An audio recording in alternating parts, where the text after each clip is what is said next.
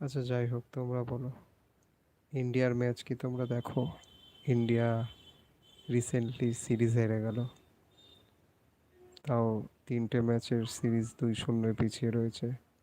কালকে last one day match, আবার তার মধ্যে বিরাট কোহলি দ্বিতীয় ম্যাচে 0 রানে আউট হওয়ার পর ব্যাট দেখাতে দেখাতে গেছে। এখন তো সবার মনে সন্দেহ আছে যে বিরাট কোহলি যখন তখন রিটায়ারমেন্ট না নিয়ে নেয়, কারণ পরপর 2টো ম্যাচে 2-0 আউট হয়েছে।